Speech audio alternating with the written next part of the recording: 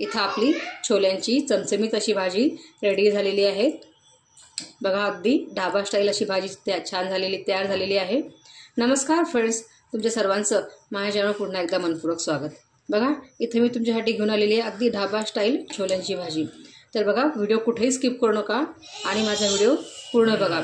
तर बघा, आपण आता रेसिपीला सुरुवात करूया। त्यासाठी इथे मी 1.5 वाटी छोले 10 ते 12 तास छान भिजवून घेतलेले आहेत। आता हे छोले आपण कुकरमध्ये शिजवून घेऊया।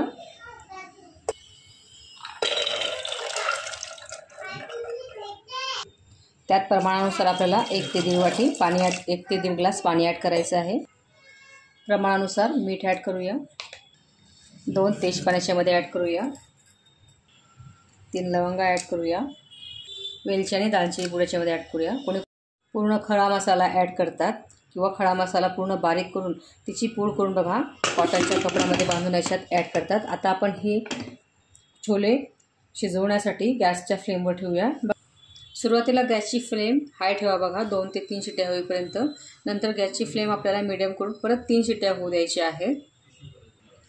छोले होत आहेत तोपर्यंत आपण मसाला बनवून घेऊया। त्याकरता मी इथं अर्धा इंच आलं, 7 ते 8 लसणच्या पाकळ्या घेतलेल्या आहेत, 2 मोठे कांदे घेतलेले आहेत आणि 2 मोठे टमाटे घेतलेले आहेत। आता याची आपल्याला प्युरी बनवून घ्यायची आहे। पण प्युरी बनवताना आपल्याला बघा कांद्याची प्युरी वेगळी बनवून काढून घ्यायची, टोमॅटोची पण वेगळी प्युरी बनवून घ्यायची आणि लसण अद्रकाची वेगळी प्युरी बनवून घेऊया। इथं आपला मसाला रेडी झालेला आहे। आपले छोले शिजून झालेले आहेत। कुकर थंड होईपर्यंत आपण फोडणी देऊन घेऊया। फोडणीसाठी मी इथं जिरे मोहरी घेतलेले आहे।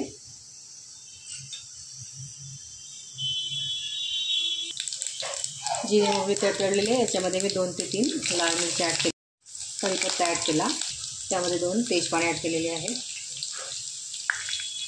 आता याच्यामध्ये आपण बारीक केलेला कांदा ॲड करूया। कांद्याची पेस्ट छान तेलामध्ये थोडी लालसर होईपर्यंत होऊ देऊया। आपला कांदा झालेला आहे, याच्यामध्ये आपण लसूण अद्रकाची पेस्ट ॲड करूया आणि थोडा सुगंध सुटेपर्यंत म्हणजे 1 मिनिट आपल्याला तेलामध्ये छान होऊ देऊया। यात चवीनुसार तिखट ॲड करूया, चवीनुसार गरम मसाला ॲड करूया, चवीनुसार थोडीशी हळद ॲड करूया आणि तेलामध्ये आणखी 1 मिनिट होऊ देऊ।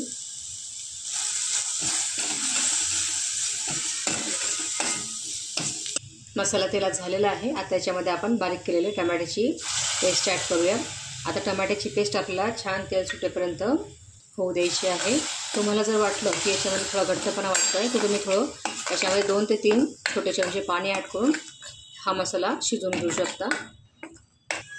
इथं आपला मसाला शिजवून रेडी झालेला आहे आणि आपले छोलेसुद्धा छान असे शिजलेले आहेत बघा। आता हे पूर्ण छोले आपल्याला पाण्यासहित या मसाल्यामध्ये ॲड करायचे आहेत। तुम्हाला जर वाटलं की आपला भाजी थोडी घट्टसर झाली आहे तर तुम्ही याच्यामध्ये आणखी पाणी ॲड करू शकता। ह्याच्यामध्ये चवीनुसार मीठ ॲड करूया। मीठ ॲड करताना बघा थोडं कमीच करा, कारण आपण छोल्यांमध्ये शिजवताना मीठ टाकलेलं होतं। आता हे आपण 4 ते 5 मिनटं मंद आचेवर होऊ देऊया। इथं आपली छोल्याची भाजी तयार झालेली आहे बघा। आता याच्यावर आपण थोडंसं बारीक केलेलं कोथिंबीर ॲड करूया